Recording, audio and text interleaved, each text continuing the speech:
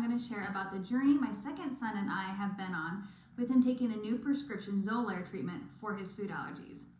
I'm going to be honest, when I first heard about Xolair for food allergies, I thought this wouldn't be a good fit for us. The way my allergist described it, it seemed like just one more thing to do without a guaranteed outcome. With all the appointments and time and effort we've already put into allergies, I figured it wasn't worth our concern. The schedules of both my son and me are busier than ever. So I weighed the time it would take to make the appointments and figured we were doing just fine on the course we were already on. As a teen, my son is now to the point where he reads labels and he's diligent about avoiding it. It's not like he's a toddler and I'm worried about the way I was back in the day. We also haven't enrolled in other programs that aim to desensitize, like OIT or SLIT, so we weren't even entering that realm. We figured we were good with avoidance only. I didn't think this new biologic drug approach of desensitizing was for us, even though the fact that Xolair is for multiple food allergens did catch my attention because he has multiple. But then I went to the FACT conference in November. If you haven't been, I would so highly recommend it. I decided to listen to the presentations about Xolair clinical trials and hear from the doctors who were able to break down the study and one who even ran the study. The results were impressive, I'm not gonna lie. I walked away thinking perhaps I had been too hasty.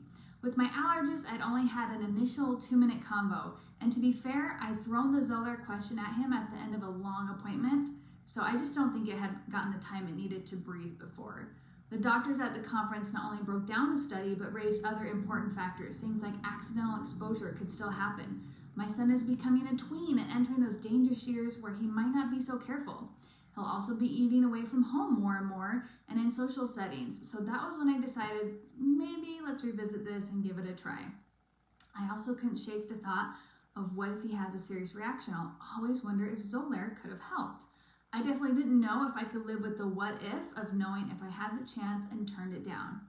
He also has asthma, and so this was a double bonus for us since Xolair has long been approved for treating asthma as well. Kind of a twofer.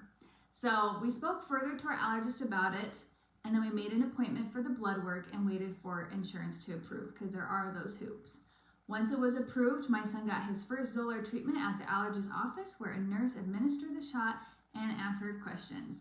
After several visits to ensure my son safely tolerated the drug, we elected to administer the shot at home, which I have to say has been really nice. It's now sent to our house directly and we keep it in the fridge until we're ready to administer it. I even wanted a refresher as my son's nerves, the first time I was doing it, were making me a little nervous, so we decided to hop on their website and watch the video on how to administer it, and it was really helpful and gave us more peace of mind to go about it. And to be fair, my son has not been thrilled about this. While he doesn't have a fear of needles, he definitely doesn't love them either. I mean, what kid does? He gets nervous and was especially nervous I'd do it wrong the first time. But the comfort of not having to drive across town and be able to administer it when I wanted to, not just during the 8 to 5 hours, is definitely nice for our busy schedule. We did have to talk him into it though. But when I explained the benefits, he was, well, we'll say a reluctant participant. Yes, he could use, it's my body argument, but I also reminded him that I'm the adult in the relationship and I can see things that perhaps his young mind couldn't. He was just thinking about the pain and the here and the now, and he'd have to trust me. So fast forward, he agreed, and now he says it's not that bad. He says it feels like just a regular immunization in his arm. It burns, stings for a second, it's quick, and then it's over.